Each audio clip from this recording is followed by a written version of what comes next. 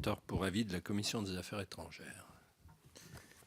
Madame la Présidente, Messieurs les Présidents, Madame la Ministre, chers collègues, je suis heureux pour la troisième année de présenter au nom de la Commission des Affaires étrangères un avis sur le budget de l'écologie, du développement et de la mobilité durable. 3 années, c'est aussi par coïncidence le temps que vous aurez passé à la tête de ce grand ministère, Madame la Ministre. Nous nous connaissions déjà avant cela et nous avions eu l'occasion, vous à la tête d'une région, moi-même dans le cadre industriel, d'échanger sur les moyens de sauver notre planète de la catastrophe climatique malheureusement possible.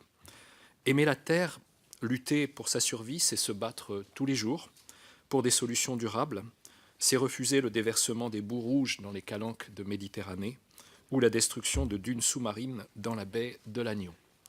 Notre planète n'est pas sans limite. Chaque année qui passe nous en rappelle toujours plus vivement l'urgence. L'avenir de l'humanité requiert que la sobriété, les choix de long terme et le courage politique guident nos décisions publiques. À Paris, à la toute fin 2015, un accord universel a été conclu qui vise à contenir à 1,5 degrés Celsius l'élévation de la température moyenne de la planète par rapport au niveau pré-industriel.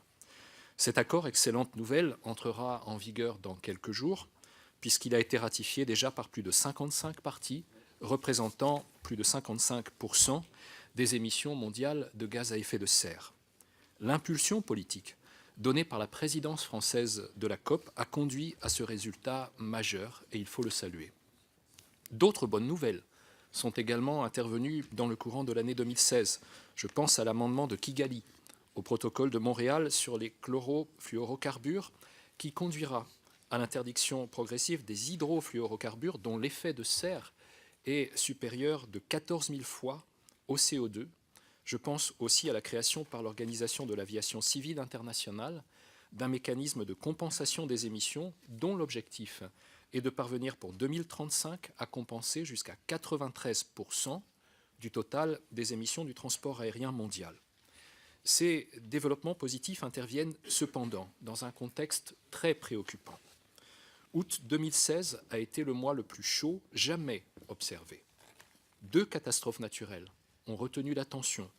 Il y a eu au printemps l'incendie de Fort McMurray dans la forêt boréale canadienne liée à l'exploitation intensive des sables bitumineux.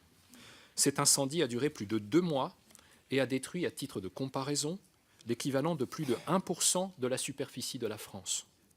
L'autre catastrophe, c'est la fonte du permafrost en Sibérie, libérant des souches d'anthrax et contaminant l'élevage.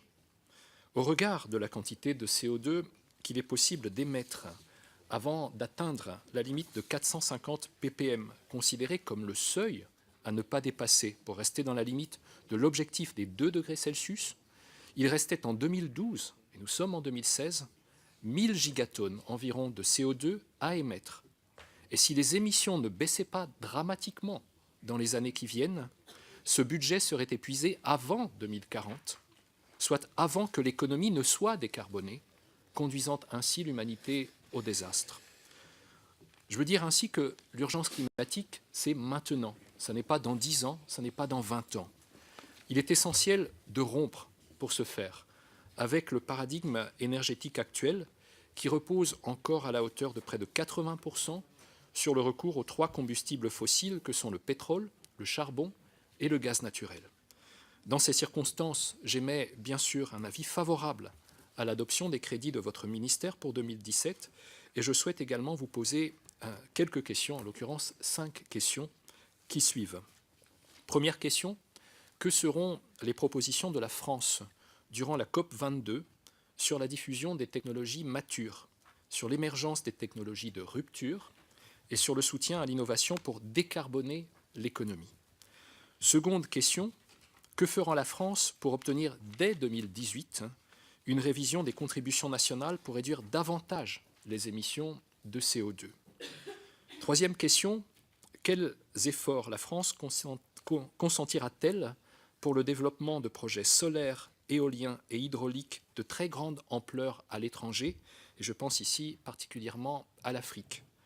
Quatrième question, mettrez-vous en place le corridor carbone recommandé par le rapport Canfin, Mestral et Grandjean afin de redresser le prix du carbone et donner ainsi aux investisseurs le signal prix qu'ils attendent? Et puis enfin, dernière question, plus précise, pourquoi les décrets d'application des lois Brottes et de la loi de transition énergétique réduisent-ils à néant les bénéfices de l'effacement diffus de la consommation électrique pourtant soutenue par le législateur? Je vous remercie.